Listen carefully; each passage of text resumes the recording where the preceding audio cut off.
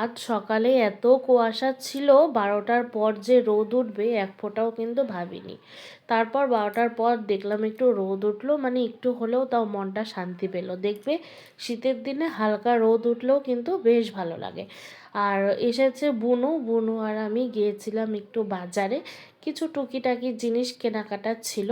প্রথমে ঢুকেছিলাম যেখানে, সেখান থেকে না হলো শ্রেয়া আর রিয়ার জন্য সোয়েটার বুনুই দিল আর কি ওদের দুইজনকে। তারপর পান সুপারির দোকান, তারপর কিন্তু বাজারের ভেতর দিয়ে আমরা বেরিয়ে সোজা চলে আসলাম ফুলের দোকানে। আসলে শীতের দিনে তো ফুলের খুবই সমস্যা, যতদিন না বাড়ির গাঁদা ফুলগুলো ফুটছে ততদিন কিন্তু খুব সমস্যা। যেহেতু এখন জবা ফুল সাদা ফুল কিছুই ফুটছে না, তার জন্য এখান থেকে চেন নিয়ে নিলাম ঠাকুরের পুজোর ফুল। আর এদিকে দেখো ফুলগুলো দেখে কিন্তু বেশ ভালো লাগছে। সত্যি কথা বলতে ফুলের দোকানে গেলে সবারই মন ভালো হয়ে যায়।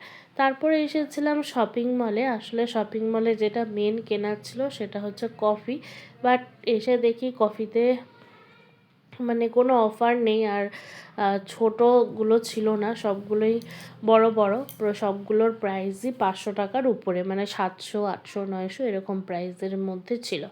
তারপর যাই হোক এখান থেকে আর কোনো কিছু কেনাকাটা হয়নি। আর যেটা খুঁজছিলাম ওই রান্নাঘরের টাওয়াল, সেটাও পেলাম না।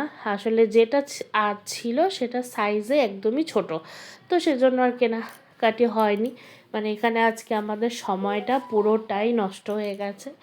কি আর করা যাবে, এই কখনো কখনো দেখবে এরকম হয় যে হাতে অল্প সময় নিয়ে বের হওয়া হয়, কিন্তু পরে বাইরে অনেকটা সময় পার হয়ে যায়, কোনো কাজের কাজই হয় না।